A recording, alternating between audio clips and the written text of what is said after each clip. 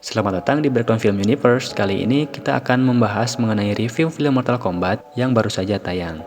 Disutradarai oleh Simon McQueen, sinopsis Mortal Kombat mengadopsi premis utama cerita dari franchise game fighting ini, yaitu turnamen hidup mati antara bumi yang disebut dengan Earthrealm dan dunia luar yang disebut Outworld. Bedanya, kali ini ada karakter orisinil yang belum pernah ada di seri Mortal Kombat sebelumnya, yakni Kaliang. Video ini berisi spoiler alert karena mengandung bocoran film Mortal Kombat yang bisa saja mengganggu buat kalian yang belum menonton filmnya. Ada satu hal yang hukumnya udah pasti banget sih, khususnya di dunia pop culture atau perfilman. Apalagi kalau bukan fakta bahwa film adaptasi video game pasti jelek. Lalu, apakah Mortal Kombat yang merupakan versi reboot dari versi orisinil tahun 1955 bisa menjadikan film adaptasi video game selanjutnya yang sukses dan bisa diterima orang banyak? Ataukah film ini kembali mengikuti jejak pendahulunya yang dianggap gagal memenuhi ekspektasi dan bahkan dianggap sebagai guyonan? Mortal Kombat kali ini dibuka dengan penyergapan yang dilakukan oleh Bi-Han diperankan oleh Jota Slim kepada Hanzo Hasashi yang diperankan oleh Hiroyuki Sanada.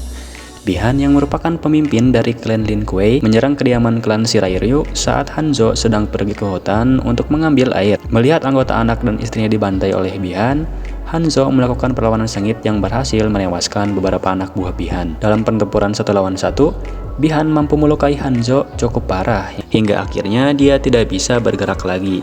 Dalam napas terakhirnya, Hanzo mendengar tangisan anak bungsunya yang sempat disembunyikan di balik lantai kayu. Raiden yang diperankan oleh Tadanobu Asano yang datang terlambat dan menemukan sang anak memutuskan untuk mengamankan satu-satunya keturunan Hanzo yang tersisa. Waktu kemudian bergerak maju ratusan tahun. Di masa depan, kita akan diperkenalkan dengan sosok Kaliang yang diperankan oleh Lewis Tan. Dia adalah seorang cake factor yang pernah mengalahkan sosok legenda cake factor yang sangat terkenal di masanya.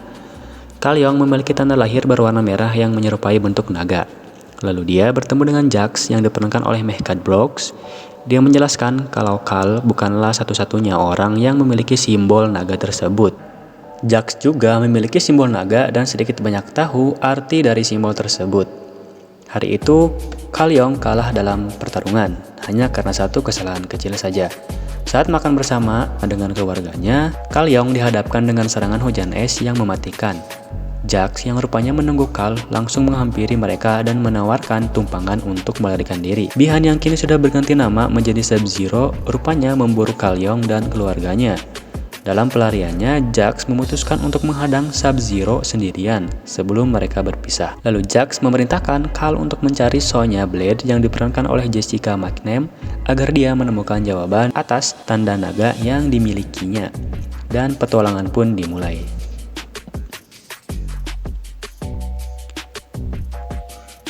Kita mulai dari Bi-Han. Lin Kuei memang dikenal sebagai klan ninja bayaran yang bakal melakukan apapun asal bayarannya tepat. Tetapi seharusnya Bi-Han tidak mengikuti Shang Tsung secara membabi buta layaknya tukang pukul pribadi yang bekerja tanpa alasan yang jelas.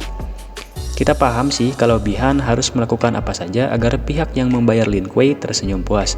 Tetapi rasanya karakter Bi-Han di film ini bergerak berdasarkan dendam pada Hanzo Hasashi. Padahal kan seharusnya Bi-Han tidak memiliki dendam apapun yang mencolok kepada Hanzo.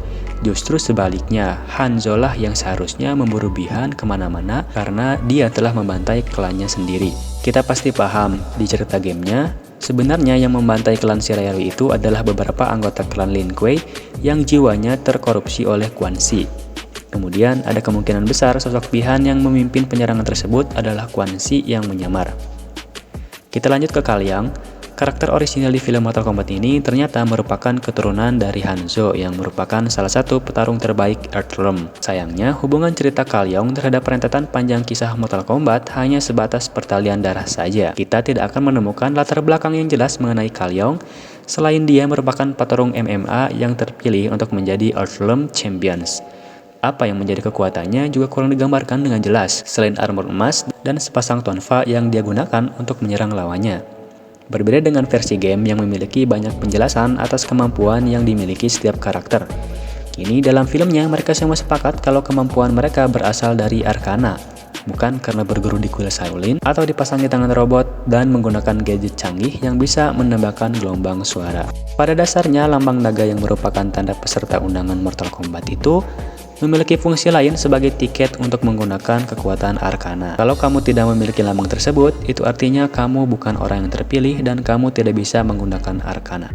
Selain itu, sebagai penggemar Mortal Kombat, adegan aksi brutal dan sadis jadi trademark warlaba ini tentu menjadi salah satu hal yang paling ditunggu oleh fans. Film ini memang berhasil menyajikan visual yang memanjakan mata dengan koreografi yang tidak bisa dibilang istimewa juga sih, tapi juga tidak bisa dibilang buruk.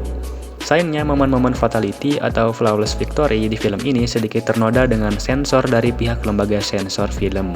Memang pihak terkait sudah mengonfirmasi tidak ada potongan durasi, namun sensor pada film ini sangatlah kasar sehingga rasanya seperti menonton adegan-adegan dewasa di televisi. Tentu hal ini sangat disayangkan mengingat film ini sudah diberi rating dewasa. Jika ingin menonton versi tanpa sensor, ada baiknya kalian berlangganan HBO Max dan menunggu versi streamingnya yang rilis pada tanggal 23 April 2021. Sebagai orang Indonesia nggak bisa bohong sih untuk nonton dan penasaran dengan Mortal Kombat karena masuknya Joe Taslim sebagai salah satu karakter utama di film ini. Dia kebagian jatah peran sebagai Bi-Han alias Sub-Zero, salah satu tokoh antagonis yang perannya cukup krusial di semesta game fighting ini. Kabar baiknya, Joe Taslim membuktikan kemampuannya sebagai salah satu aktor Indonesia kenamaan yang sudah punya reputasi baik di Hollywood. Akting aktor kelahiran Palembang ini menjadi yang paling menonjol di antara aktor dan pemeran lainnya. Sepanjang film, Joe Taslim memang terbilang sangat jarang menampilkan keseluruhan wajahnya, karena kan dia memerankan Sub-Zero yang menggunakan topeng penutup mulut. Namun sorotan matanya sudah lebih dari cukup untuk menunjukkan kebengisan Sub-Zero sebagai pendekar berdarah dingin.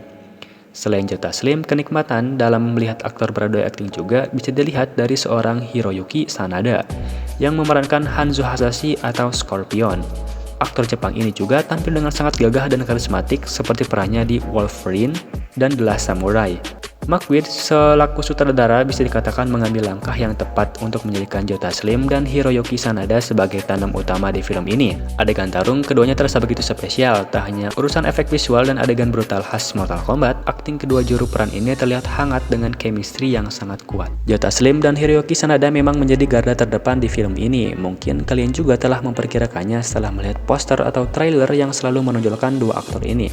Namun sayang beribu sayang sih jika kalian berekspektasi kedua aktor ini serta karakter yang diperankan tersebut punya porsi tampil yang signifikan atau yakin kalau plot Mortal Kombat bakal terfokus kepada dua karakter ini, siap-siap aja sih merasa kecewa. Kedua aktor ini secara keseluruhan punya porsi tampil yang terbilang singkat. Joe Taslim memang sedikit lebih sering terlihat di layar, namun Hiroyuki Sanada hanya mendapat porsi di menit-menit awal dan akhir film saja.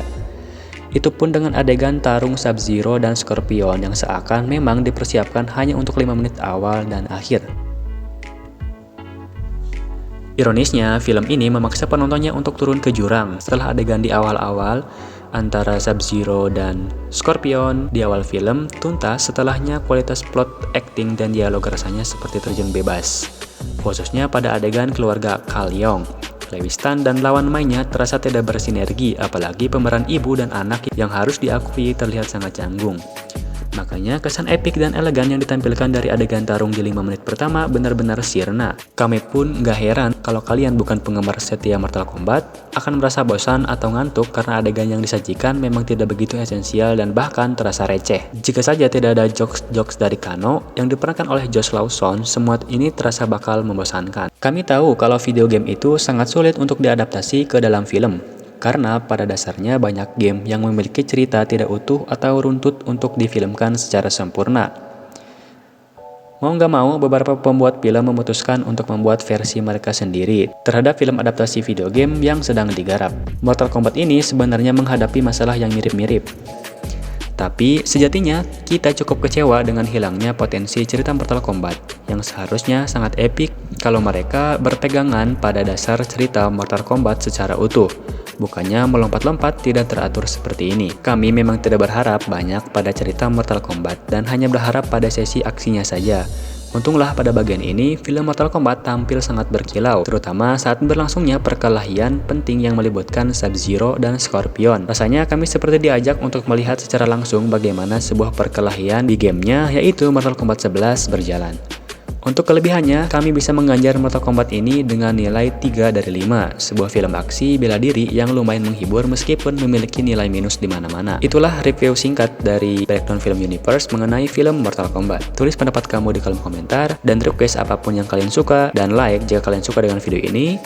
Dan sampai jumpa di video selanjutnya.